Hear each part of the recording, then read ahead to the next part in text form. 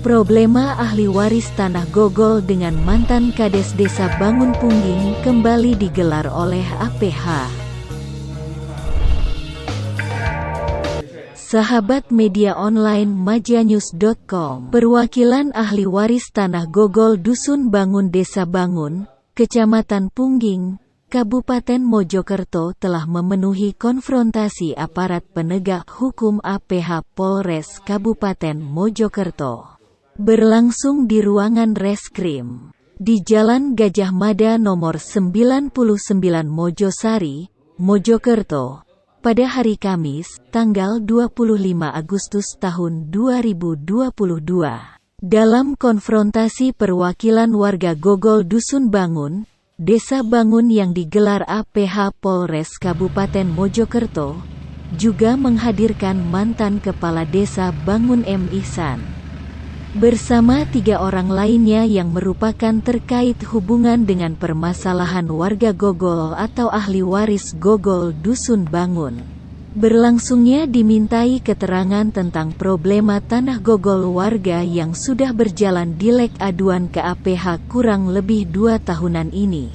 Nur Komari menjelaskan kepada majanyus.com bersama media lain, menurutnya semua yang dipertanyakan penyidik tentang masalah pindahan tanah dari Kali Lor kata Haji Ihsan tidak ada. Katanya semua yang pindahan dari Kali Lor tidak ada tanah Gogol, semua tanah TKD. Jelasnya di halaman Polres Mojokerto, Kamis, tanggal 25 Agustus tahun 2022.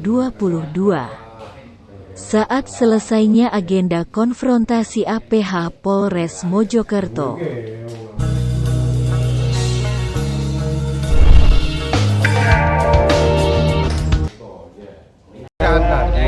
Kami hanya menjawab kalau yang bisa saya jawab, karena memang semua yang dipertanyakan oleh penyidik tentang masalah kaitannya dengan tanah pemindahan dari Kali Lor, jawaban yang ditujukan kepada Pak Haji Ihsan itu kok benar semua, biarin. Tidak benar, kita tidak pernah menjustis terkait jawaban. Ya, kita nggak pernah menjustis lah kayak gitulah. Muhammad Ihsan mengatakan bahwa tanah yang di Kalimati yang dibeli Pak Guru itu semuanya TKD.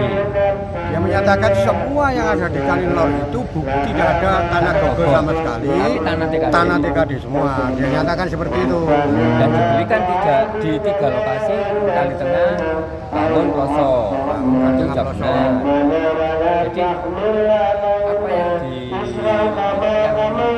kita tanyakan bahwa TKD atas nama 3 orang itu sudah terjawab. Memang benar atas nama 3 orang. Atas nama 3 orang itu katanya tujuannya apa? Tujuannya untuk mempermudah proses pelimpahan ke desa. Yang dibuat konsultasi atau acuan itu bagian hukum Kabupaten tingkat 2, Inspektorat, terus ke tingkat 1 provinsi yang menunjuk di atas nama 3 orang itu, yaitu Kepala Desa Jamil Ardianto almarhum, yang menunjuk di atas namakan 3 orang dulu. Cuma suratnya kita belum tahu ada atau enggak surat penunjukan atas nama 3 orang itu. Nah, orang Ploso mengakui bahwa orang Ploso itu menerima uang 60.000 per orang atas hasil jual tanah yang ada di Pakerin dibelikan di Ploso itu. Orang Ploso mengakui. Nah, setelah mengakui 2012 tanggal 20 Januari 2012 orang Ploso itu membuat kesepakatan bahwa tanah hasil pembelian limpahan dari Kali Gede itu yang luasnya 15.600 itu milik desa dan di atas namakan desa. Itu tahun 2012. Itu keterangan yang saya dengar. Masalahnya saya mengikuti di dalam.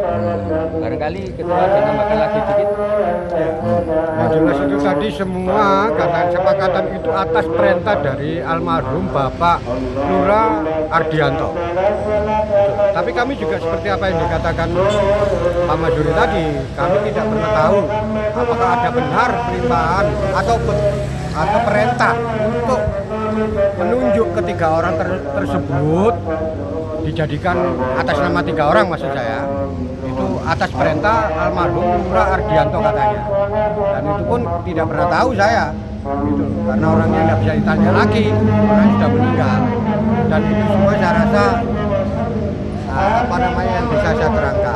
Dan orang pelosok tadi sudah sudah mengakui lah bahasanya itu bahwa pernah menerima uang 60.000 atas penjualan tanah mereka kepada Kades Bangun, istilahnya pemerintah desa Bangun. Tuntutan kami apakah benar tanah bersertifikat yang sudah kesepakatan warga itu atas nama desa itu dibalik nama atas masyarakat dulu baru ke desa? Apakah aturannya seperti itu? Kita nggak tahu, makanya yang kita tuntut karena perpindahan dari KD ke TKD kok bisa atas nama 3 orang itu, diproses atas nama 3 orang itu yang saya permasalahkan. Apakah itu dibenarkan? Apakah itu dibenarkan? Kita nanti akan konsultasi sama yang ahli hukum, ahli terkait pertanahan. Karena yang jelas semuanya itu jawaban dari mereka itu jauh dari harapan kami. Jauh dari harapan kami. Karena yang jelas gini, kita namanya sedikit aja. Cuma tadi saya kan nggak ikut masuk, cuma melihat kronologis cerita seperti ini. Ya logikanya saja itu loh. Kalau memang itu TKD, kok bisa berubah status SHM bersama 3 orang? Sedangkan kalau kita mengacu ke peraturan pemerintah pada tahun 97 ke atas, itu prosesnya sangat luar biasa. Nah kok ini berubah status menjadi SHM atas nama 3 oknum itu loh, kok kayak satria baja hitam aja ini, langsung berubah. Sedangkan prosesnya kan sangat luar biasa, itu nggak semudah itu. Karena di atas tahun 97 proses TKD berubah status itu bisa, tapi hanya untuk pasung. Dan itu pun prosesnya pasti melalui bupati, melalui gubernur, bahkan sampai tingkat presiden. Nah kok ini, ya kalau sementara ini kan ya setahu saya kok ujuk-ujuk berubah aja gitu loh. Sesuai kesepakatan yang ikut masuk tadi itu kan 20 Januari 2012 itu ke desa. Lah kok jadi nama 3 orang. Nah ini kita pikiran yang sehat aja lah.